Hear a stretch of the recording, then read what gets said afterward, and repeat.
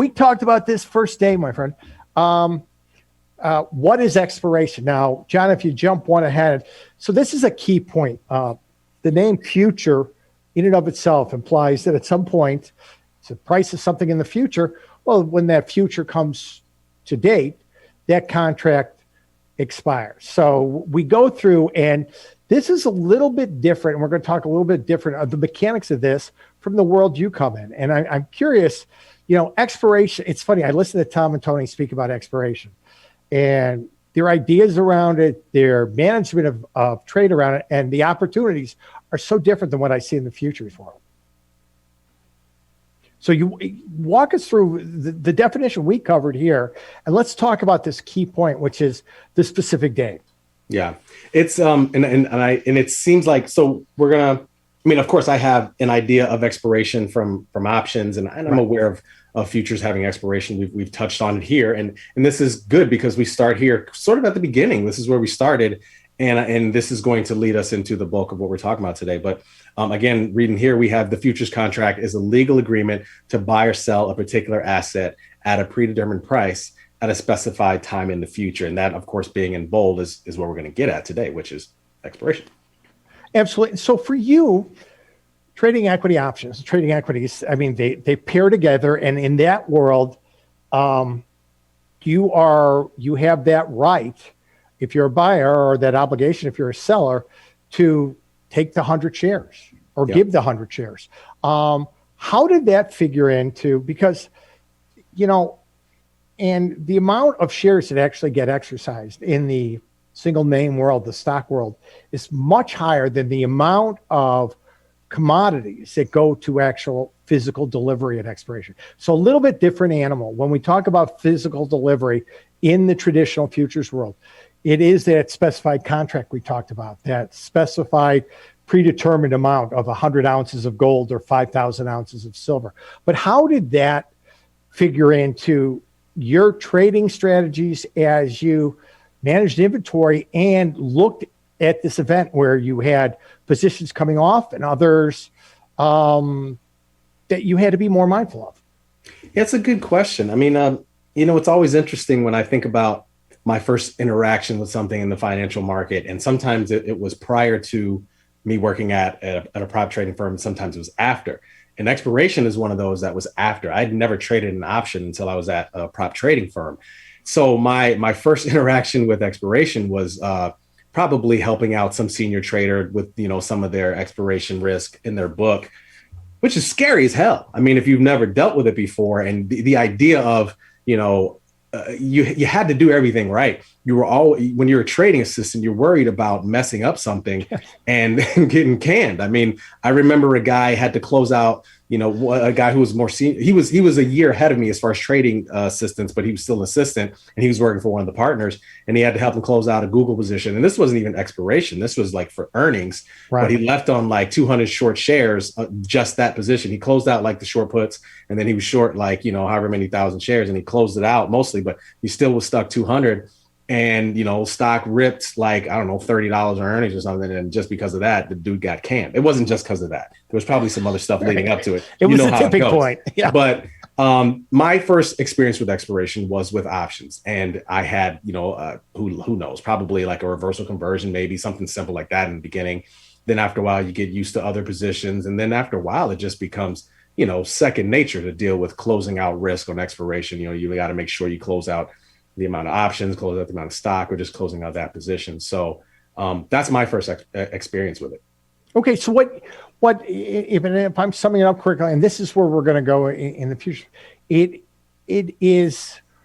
is a management piece to it that is very critical in terms of use of capital, critical in terms of exposure, because that short put or that short call can quickly become either short or long 100 shares of stock with a completely different capital requirement wrapped around it. So we're going to look at the nature of, so options expire, futures expire. Let's talk about the difference between those two. And John, if you jump one ahead, there's two ways futures expire. So they can expire into the physical asset we talked about, just like those 100 ounces of gold or 5,000 ounces of silver, or they can be cash settled. Now, physical asset is just like stocks. So the stocks you've traded, we've all traded, and the options on those stocks exercise into their physical underlying. You're either getting or giving 100 shares of stock if you're in or out of the money. Now, futures have two types of expiration. So what are you given when a future expires? Well, you can either be given a physical asset, and 1,000 barrels of crude oil or the 100 ounces of gold. Now, in truth, futures, only 2% of all futures go to expiration, which means that the contracts are held until they stop trading. Majority of people are out of them. And do you get stuck? This is always the question. Do you get stuck with 1,000 barrels of crude or the 100 ounces of gold? No. There's always something that the exchange affords you called certificate redelivery. Now, the only reason I mention this is because you never have to make or take delivery. They'll always let you out. It's a question of how much. And we had to pay what we called in the trading room the idiot tax. The exchange would charge you a perverse amount per contract just to let you out and put that delivery onto somebody else's back. So avoiding the idiot tax, most firms like Tasty Trade or anywhere else will prevent you from even getting into the world of the idiot tax. But what would make this easier in my mind? The expiration, if it doesn't leave me with anything, I think it's so much more powerful in terms of my comfort level around managing expectations as that exposure comes off. And we're going to talk about that. And at the small exchange, we have cash settled futures. Now, from your side of the street in options, I don't think there were many cash settled vehicles out there. SPX maybe was the one. SPX, VIX, it's most of the, only, as far as I know, only index options that are exchanged. Yeah, those index options that you mentioned, SPX, VIX, RUT, things like that. But before I go into it further, is there this idea of the idiot tax? Is this still a thing? Is this still does this still exist? It absolutely is. So it's almost like a price you have to pay to exercise in a way.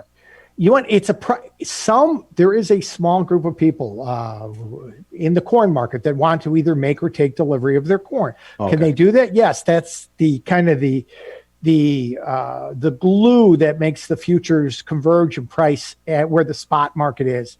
There's very few of those players within this huge world of liquidity in the futures market. So some people actually go through that process because they want, I'm Oreos and I need a lot of wheat for my Oreos. I forget, but that's terrible. Kraft makes Oreos, I think. I should know that. That I didn't know. I know they have lard. I didn't know they had wheat. Interesting. There's something new every day. I didn't know. Yeah, wheat, beans, corn. There's rapeseed. There's rice you could trade. All kinds of stuff. Do we want to be? But I mean, Oreos have wheat. I'm sorry. I know this is way off topic, but I didn't know that. I don't know if they do or not. They might have a little in the cookie, the wafer. You're right. I think they might. Honestly, short of. Yeah, I don't. What would you think? That's a great question. I don't know.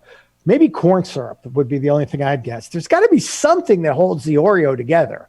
I thought that was some sort of grain, but I think that's for next week's segment. Let's break down actually what futures products are involved in our bullish view on the double stuff Oreo. I like that, and the arbitrage between your single stack Oreo and your double stuff Oreo. I think those are all excellent points. But the idiot tax was for guys like us who never wanted to make or take delivery, but forgot about it. We weren't managing, like you said, we weren't managing our book effectively. We weren't paying attention to this very varied schedule. One of the elegant things about options, equity options, was the expiration schedules were fairly standardized. You knew when the product was coming off. Yeah. Futures for expiration, you can pick a day of the month. There is something that expires in the world of futures every single day of that month. Now, one of the great things at small exchanges, we wanted to take that down and kind of learn from exchanges that did it well in the equity world and make it one single day. So all small exchange futures expire on the third Friday of the month at 3:00. So no matter what you're trading. Now that is fantastic. Having been at exchanges where there's, I mean, you almost need a PhD to understand exactly when all the things expire. So that's actually makes it really simple. But let me try to put it in context here for me with being this options person. So I think you really made a good point that I didn't touch on earlier. When you have expiration, it's a matter of if the option is in or out of the money. And so that is something you do have to think about. If something's out of the money, it's like, okay, cool. I don't have to pay attention to that. I don't have to worry about the fact that it's going to have, it's going to result in a stock position on Monday and that kind of thing. Whereas, more like the futures, like we talk about here, it's the date and time when the futures contract concludes and the trader's exposure turns to that physical asset or cash. Like you said, for traditional gold and silver futures and things like that, that results in that physical asset. Whereas at small exchange, all of our contracts result in cash settlement, right? And there's no in or out of the money. I mean, you buy something, you just want it to go higher so you can make money. But if it goes lower, you could still result in, the expiration. But in this case, it's just cash. So the only difference is just you're worried about what you made or lost, right? You're spot on. You teed it up perfectly. Is that with a cash expiration, all you get at the end of the day when that contract expires, if we forget about it, you and I are out expanding our wardrobes and we miss the 3:00 close, all we get researching is Oreos. Yes, or doing our deep dive into taste testing the varied. I can't get into there's the flavored ones that I just was in a store. I saw like some of them with a pink in the middle. It's no good. Don't mess with the stuff that's pure. It's good. Yeah. But so cash settled is just a debit or credit in your account. So worst, I think it's about as user friendly as you can get. I think that so that position comes off during expiration, you have two choices. You can roll it forward, and we'll talk a little bit about rolling that position forward to extend the duration of it, to extend our exposure. But if we don't, with cash settled futures, there is nothing that comes after that. There is no idiot tax. All there is that position or our exposure, as you point out, that binary outcome of if we're long, it goes up, we win. If it goes down, we lose.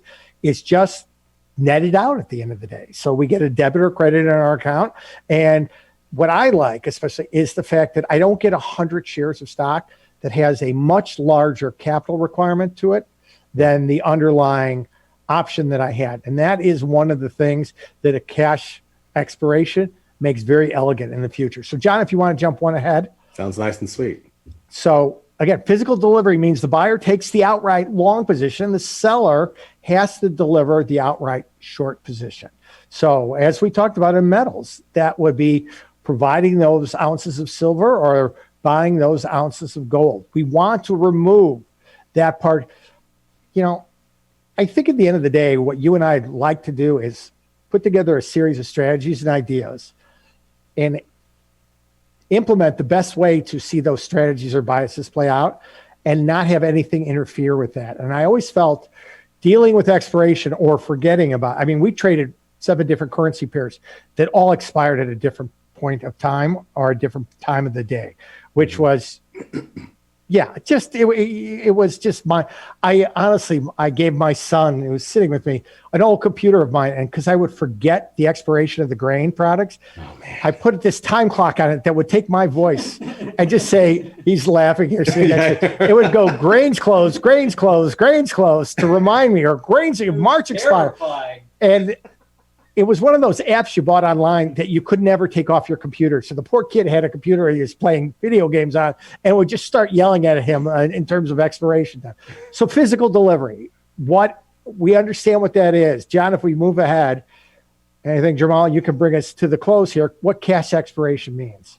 So cash expiration means that exposure concludes for both the buyer and seller and a simple credit to debit or credit or debit to the account. So we're getting a credit or debit in the account based on, where we bought, or if you sold, if you made or lost money, you'll get that credit or debit in your account at expiration, as opposed to dealing with this physical delivery, which sounds like a cool and simple thing, right? Like, to me, that sounds great. Is it like, so when is, and you said all the futures have the same date. So when is that, like the third Friday of the month, or what is that? You're spot on. It's this Friday coming up at 3:00 in the afternoon. Hey. So you're right. And, I think the cash settlement piece. So this future comes off, what do you lose though, Jermal? What do you lose when that future expires? Well, you don't have the exposure anymore, right? That's right. That's the major thing. So your position is gone and you're out of whatever forecast you had, where you got to reassess and get that idea. Or you can, like you said, roll.